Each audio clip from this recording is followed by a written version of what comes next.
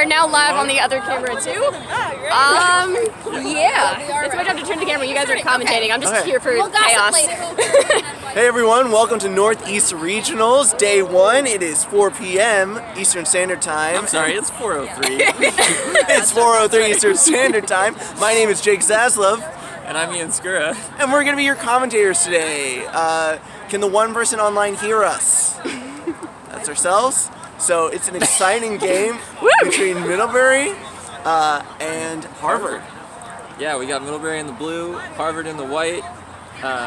They both got a little sleeve opposite color action going. Yeah. It's kind of nice. I don't know why I'm talking Harvard's about a little fancier So because like they can we got talk a little bit about the new starting system, Ian? Oh yeah, new starting procedure. So you still do a coin flip and decide which team is going to end up with either the quad ball or dodgeball control. But if you get dodgeball control, your beaters start on the opposite side of the field, like Middlebury's are at the moment, and you run back towards your side of the field, hopefully picking up the dodgeballs along the way, while the opposing team picks up the quad ball and dodgeball on their side. So it looks like Harvard is going to be starting with the quaffle. Middlebury is going to be starting with advantage on the bludger, the quad ball. Yes, I made those that mistakes is so the many case. times, don't worry. Oh, and here we have brooms up, and Harvard, sprinting past the quad ball, only for Leo Freed to pick it up on a fast break and junk right through the middle hoop. Yeah, Leo Freed coming back from a summer playing on the New York Titans. We know that Freed is going to be really good. I really want to see today, though, who are his supporting chasers. How are they going to be playing with him? We know he has some great beaters as well, with Jess Lee. Yeah, I'm just super curious to see how they, basically what their full team looks like.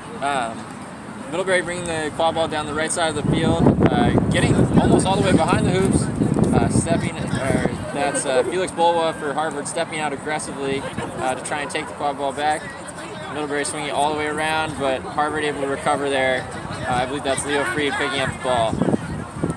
Yeah, I think Leo Freed's a real dangerous person. He makes and a pass all the way down the field. I believe that's Ian Polk, number 7, able to score there on the small hoop. Quick apologies to those watching at home for the shaky camera. It is windy out here. They are on a tripod, but it is windy.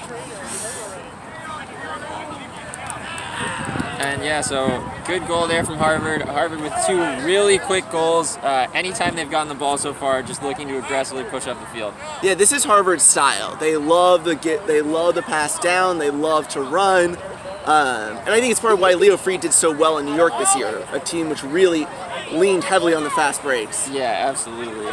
And Middlebury trying to get the ball out. And Leo able to block a beat attempt there. And is just driving down almost unopposed, dishes off, and that's a good goal. Number 6. That is Anna Blanchfield.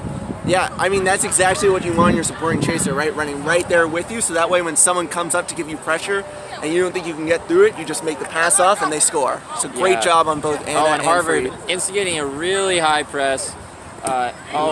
Good beat there by Daniel Gottesman. Pass all the way down to Leo Freed, who catches it one hand and just lays it through the hoop. So, I mean, this Harvard team is really experienced. They have a lot of people who have been playing for several years. They have people who took time off, like Leo Freed, and then are coming back essentially as juniors, but with more years of experience. It's true. What are we seeing on the Middlebury side? Middlebury, I think, is a lot younger of a team, still pretty small. They do have a couple of members of the team who have been around for a number of years, like Paul Ruffalo.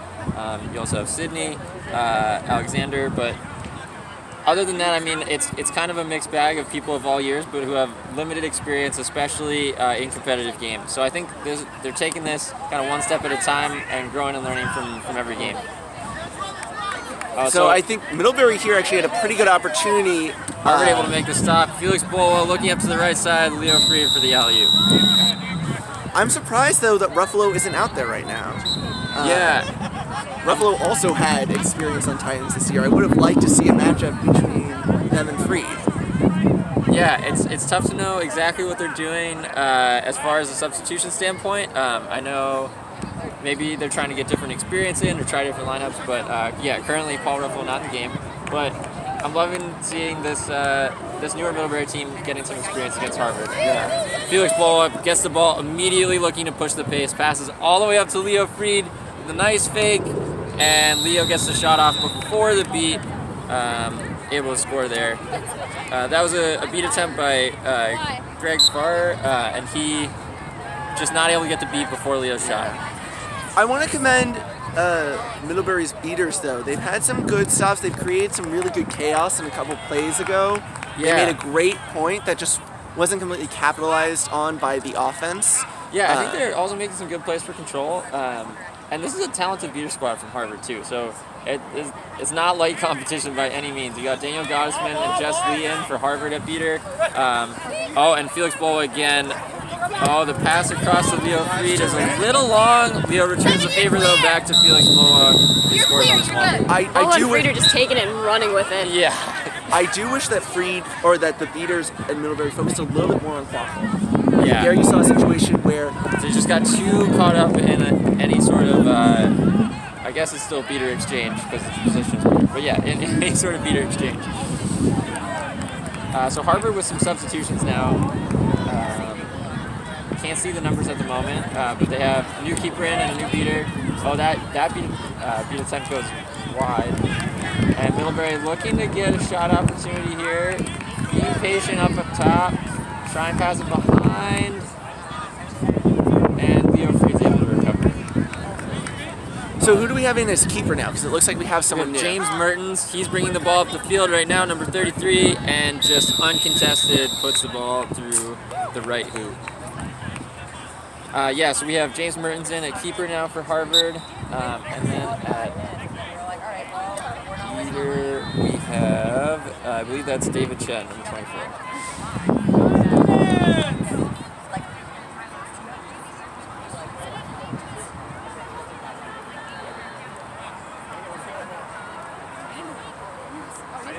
So Middlebury bringing the quad ball up to the right side here. There's a beat exchange, but Middlebury is able to block that one. But not able to get the pass cleanly, so Felix Bola picks it up, runs the other way, and through an uncontested hoop. Bola took it up the field. I'm shocked. I think what I'm seeing on Middlebury's end is a couple things. I think one, you have a keeper with a little bit less confidence, who's not making those quick, decisive actions that sometimes he needs, especially when the beaters are giving it to him. You're seeing some chasers that need to work a little bit on their ball catching skills, some of those basics to be able to catch those passes when the keepers make to them. And then I'm not seeing the beaters really focus on quaffle and really provide this quad ball and provide the... Good beat from David Chen there. And the pass behind. That's also, Bull was subbed out for 21, so that's going to change up their offense significantly. It really will. And that was number 77, Nyanthi Chungtipati. I'm so sorry I am butchering that last name. But Nyanthi for Harvard is one of the other new beaters in, playing with David Chen. Made a really good cleanup play there to create the opportunity the other direction. Score is currently 9 for Harvard, 0 for Middlebury. Yeah, I really want to see Harvard putting out more there. They have the advantage at this point. I want to see Harvard put out no goal. Oh, no goal. That was a really good opportunity there from Paul Ruffalo. What a snag from Leo Freed, just grabbing the ball out of the air with one hand, coming down the other way, driving on Paul Ruffalo, passes over, the beat attempt miss. And number 21 there for Harvard, able to score. That is Maxwell Semigran. Able to clean up that play.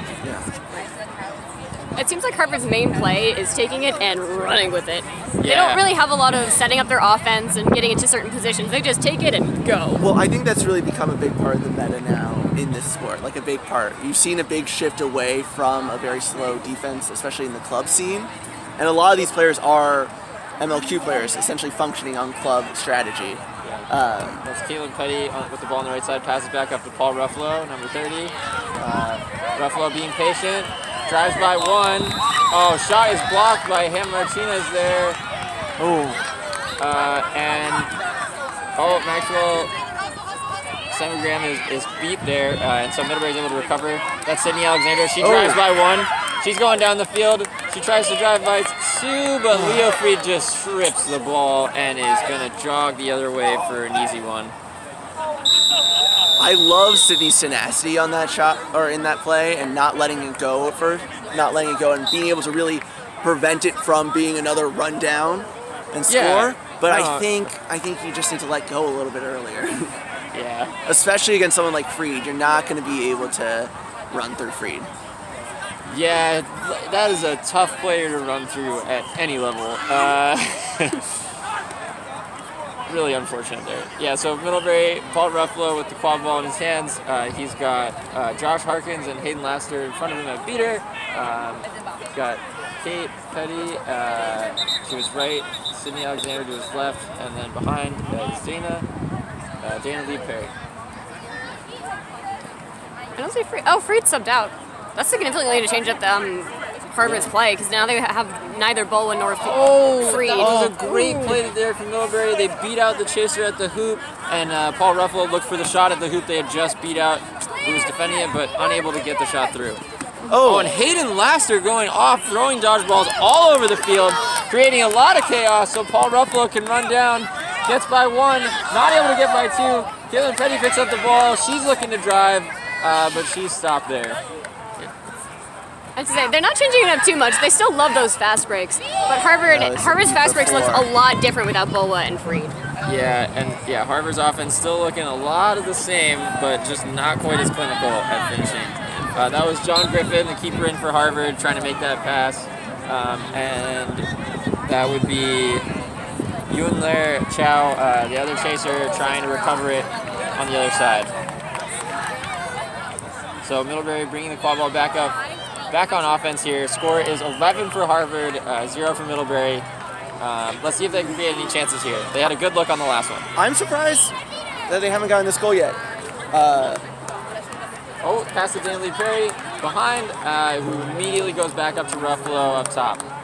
Middlebury does have dodgeball control here with Hayden Laster and Josh Harkins looking to create some space. They beat out the left hoop. Paul dodges by 1 and puts it through. Really smart clinical finish there. I mean, that's the Paul Ruffalo bread and butter. He is a player that is highly technical, highly skilled, and he's able to create those clean, beautiful goals. And I'm happy that he finally got his. I was waiting for it. Yeah, really waiting for that one. So the score is 11-1. Oh, just out of where? Oh, really unfortunate, but good use of that situation by John Griffin. He noticed there was no one there. Points to him for the stealth play. Yeah, just able to drive in. No one ready for it.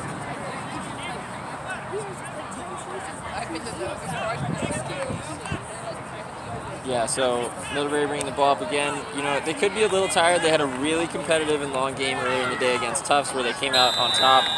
So maybe Middlebury is just kind of struggling a little bit, a little tired, but not quite as clinical. Oh, and Paul Ruffalo with the once again, that's a Paul Ruffalo bread and butter.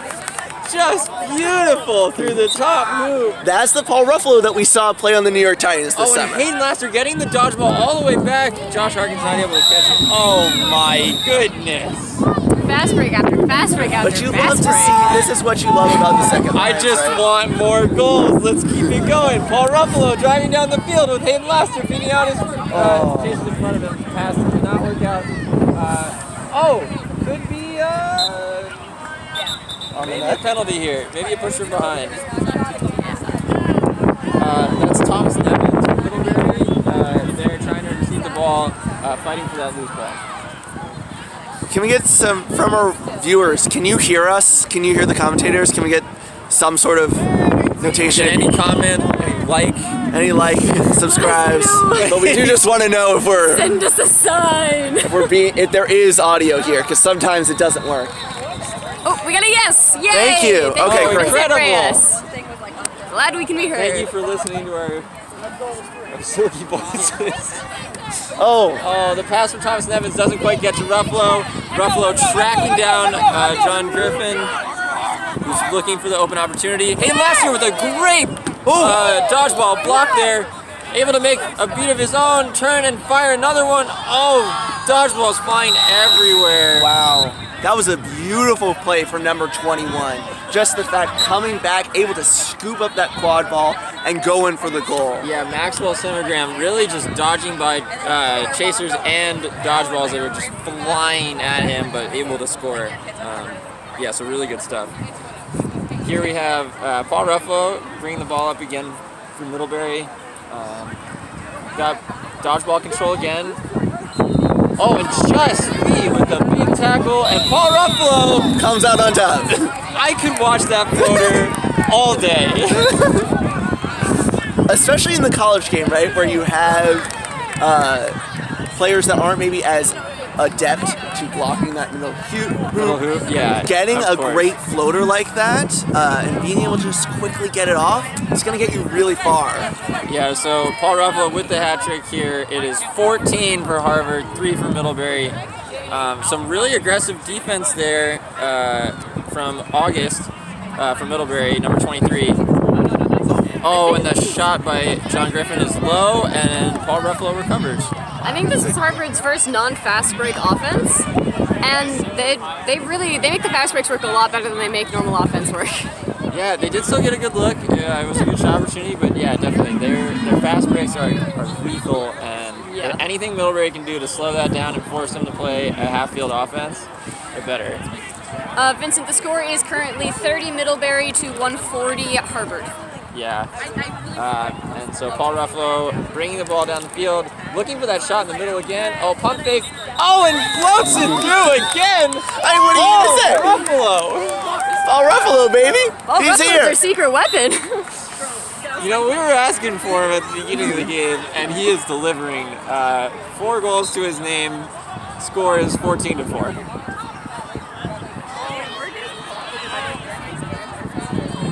So Anna Blanchfield for Harvard bringing the quad ball down the field with Jess Lee, and that is Richard Chu in front. They pass the ball around to the backside, gets it back up top. Oh, a good pump fake there to get Ruffalo off of them, but Ian Falk not able to recover. Oh, and they are beat out behind. Oh, but number 48 able to recover, and she is brought to the ground by a good tackle there. Oh, but she passed off to gets it off to Anna Blanchfield. Oh, who just has to kind of last ditch try and kick it out. I love to see that tenacity, especially in younger players. Yeah, that is Anne Sophie Cole, by the way, for Harvard that was picking that up. Especially when you don't have the experience necessarily, but having that kind of tenacious spirit is really going to get you far and really help you develop as a player.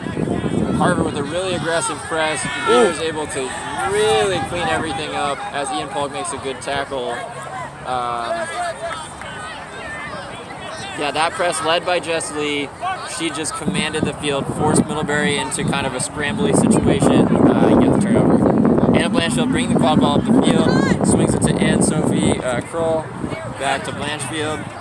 She's dodging Sydney Alexander in front of her, gets the beat attempt. Ooh! Shot is blocked by Paul.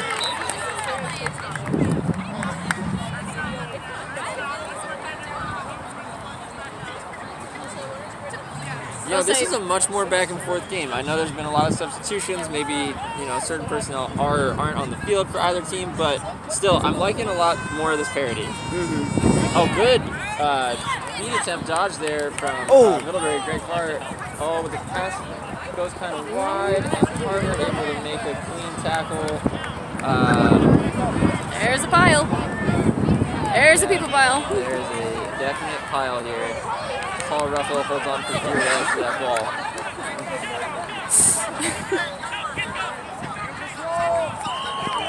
I will say 26 is off, which makes Middlebury's 3-2 defense a little harder. 26 can reach the top of the middle hoop, which makes their 3-2 defense much easier for them when 26 is on the field. Middlebury really packing it in on defense here. Let's see what Jess Lee does to maybe try and get those dodgeballs loose. Oh, Jess Lee making an attempt. That beat attempt is blocked. Yes. And, great defense here from mid. Oh, loose ball is kicked out by Ian Falk, and Anne Sophie Kroll picks it up.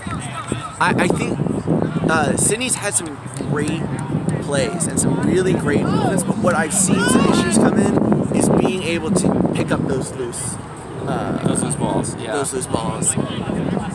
Those vitamin drills, being able to quickly being able to recover.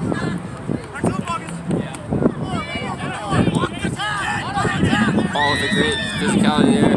August able to make the block.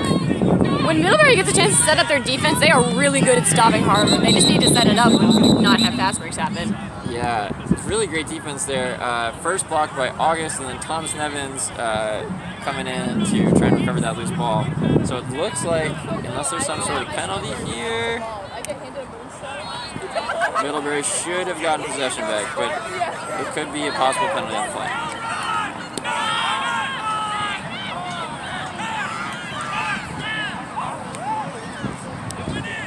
There's a blue card on Sydney Alexander. Not sure what the card is for, but Anne-Sophie Kroll will score that one for Harvard. Adrian, what was that card? Adrian, what was that card? Playing after beat. Okay, Thank you. Card there on Sydney Alexander for playing after beat results in a Harvard goal. Score is 15-4. And Middlebury's very tall tree is back in for their 3 trees defense. Yeah, so that's Middlebury keeper 26. 26. Oh, Owen McCarthy back in the game. Owen bringing the ball up the left side. Oh, Jess Lee with a really good beat there. Beating it. Oh, and then, yep, Jason Petty is beat out. And that's going to be John Griffin running the other way on a fast break and a good floater through the top loop. This game is very predictable. If Harvard can fast break, they're going to get the goal, but if Middlebury can set up their defense, Harvard is not getting it. Yeah. Harvard's offenses, the results have been very predictable so far. But it's also effective, so. Yep. Yeah. It's hard to argue with results. Yep. Harvard's results are great on offense when they have the fast breaks, and Middlebury's are great on defense when they have their trees.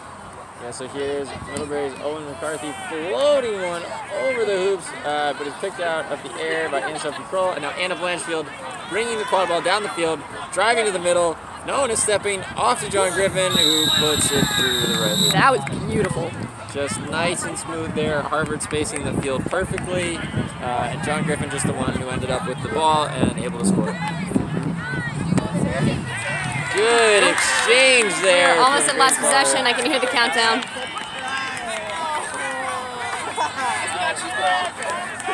Last possession. Yeah, this is last possession here. We've reached the 20-minute mark. Middlebury bringing the ball down the right side. Beaters in front, trying to clear out some space. A little bit closer, Mike. Yep, I did not realize how far away I was. Sorry, everyone. Just meandering down the field. Too badly want to be part of the action. So that looks like we're at half. So we have reached halftime. It looks like the ball rolled out of bounds there. Yeah. Looks like Tyler Beckman is going to be our flag runner. What are you seeing so far from the game? I mean, I know we've talked what about it I'm a lot. seeing is they can't hear us from the front. Oh, really? Yeah. I did not know that. We can check, but I don't think they can. Yeah, what I'm seeing is a very young Middlebury team. And what it seems like to me, especially with that start where they didn't put out Ruffalo in first, I think you're probably right. I think they're tired. I think they maybe know they're not going to necessarily win against a team like Harvard, but they really want to give their younger players kind of that experience. Yeah. I think there are clearly some great stars on there, right? Ruffalo's amazing. Sydney Alexander has some great defense, and you have some great beating. But I think there's some basics, some vitamins almost that need to be taken by this team. On Harvard's side, I'm seeing Harvard do what Harvard does best, which is run down the field, make those goals, and make those blocks. I could have if I tried. Yeah, it's really true. I mean, I don't need. I think one thing I've been impressed by with Harvard is it seems like top to bottom from their roster that they can all play at the similar kind of level. They all know the kind of style they're looking to play, running that fast break, and they all know how to finish in it too. I mean, there's not a lot of drop off in their ability to score goals and ability to make stops when they've had different personnel on the field. That's really impressive to see from a team coming into regionals. And that's what you want from a team, right? Is that depth, that trust that you can keep on going, even when you don't have your stars out there. yeah, absolutely. So it Roster looks depth is important. Yeah, especially in a long tournament. I mean, you're going to play 4 games today and another one in the morning. Yeah, at least one tomorrow. Yeah, and so then, I mean, you just need the personnel to be able to go through that.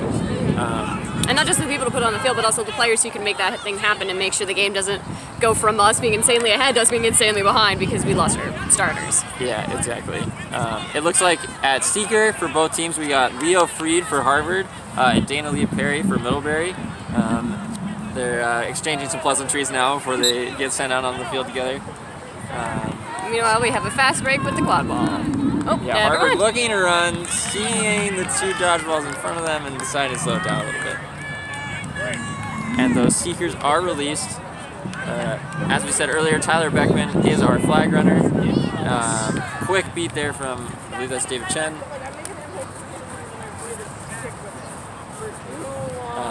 But yeah, so Leo Freed getting some looks here at the flag runner.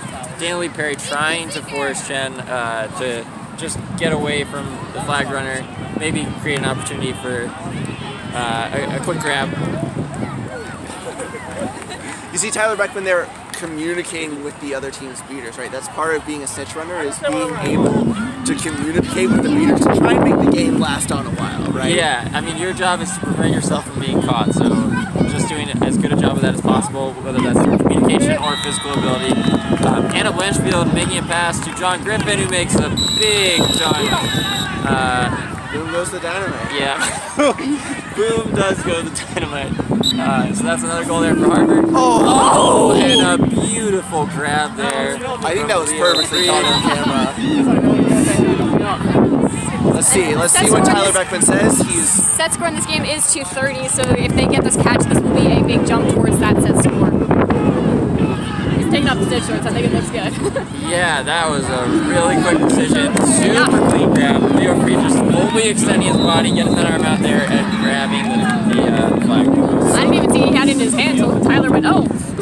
so the score now is 215, I believe. Yes. I thought it should be. Scoreboard currently reads. I wasn't sure if it was 170 or 180, but either way, score is Middlebury still has 230. 40 and set score is 230. So if Middlebury is going to win this, they are going to have to make a massively huge comeback in the next few David Chen minutes. trying to make but a great catch after their blocked throw, and then John Griffin And just a run. stripping the ball, running the other way, getting another goal. Now I'm wondering what the beater was doing there, right? The beater made it hit. I think the beater was focused too much on pleasure. The beater was focused too much on dodgeball. Yeah, I also believe that. It looks like they are updating the score here. Trying to figure out if it's 21 or 22, I believe. Sorry. If we're not mistaken, we think that the score should be 225 to 40. I wasn't sure if it was 17, and I think it changed to 18 right before the snitch got caught. So Yeah, It looks there like we that go. is the score. It is 225 to 40. Harvard just needs 1 goal to win here to get the set score. and Middlebury needs what 190 to catch up. That sounds correct. That's a little bit of long odds, but maybe they can do it. We'll see. I think that this team, right, if you're Middlebury right now, what you're focused on is player safety, right? You don't want anyone to get injured before more winnable games. And also player development. So this is a great opportunity to bring out maybe your younger players, your novices, let them practice ball handling against a top team in a situation when they might not usually. Greg Farr throwing that beat, not making connection though, and David Chen from Harvard really cleaning everything up. There's gonna be some sort of call, maybe a push without possession. Not totally sure. Might have been contact from behind from the way I saw it. I think that might be what they're debating.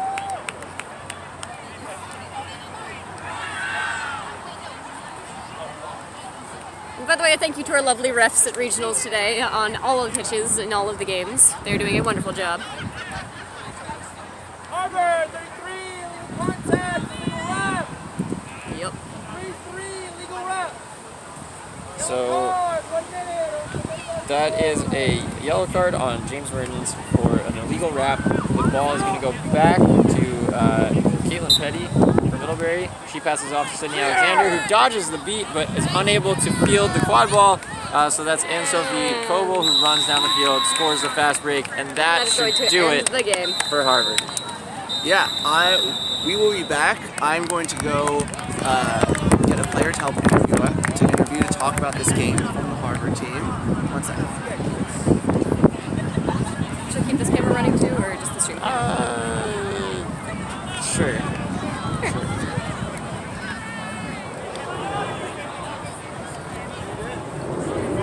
Mr. Goalrefs, what do you think of this game? Great game. Easy to call. Nice. So, Harvard's a lot of fast breaks. We're gonna have to watch that. yeah, Harvard really cleaned it up there. Thanks for bearing with us as we try and find an interview post its handshake line. As we kind of went over, Harvard's fast breaks really just ran away with the game. Paul Ruffalo did have a good stint there in the middle, scoring 4 goals from Middlebury, getting them on the board. And then Harvard just kind of able to clinically finish the rest of the game out, though.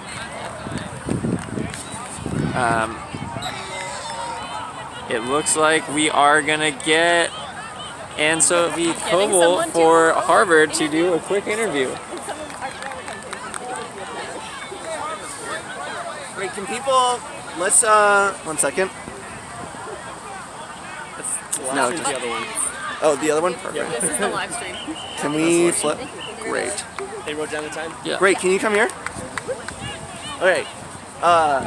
You say your name for the camera, please. Hi, I'm Anne-Sophie. I'm no in short, and I'm just joined Harvard from Germany. Great. So, beautiful game out there. Can you talk a little bit about what was going through your head? Especially, we saw some really strong offensive plays out there. Yeah, I think it was quite good that the beaters hit them quite at the beginning, and then someone just ran through and hit the shot. So it was a lot of fast break, and with the hoop defense, we still have to practice a little bit how to get the ball in and don't throw. But Is this your first regionals here? yes, first region. So, how does it feel? It's quite really nice. A lot different to Germany, and a nice atmosphere, and we hope All to right. have nice games tomorrow as well. Well, thank you so much. Yeah. All right. Congratulations again on the win. Thanks Yeah. a lot. Have a good day. Me too. Thanks, bye. Also. Of course. All right. This is Jake Zaslov. And Ian Skura. We are logging off.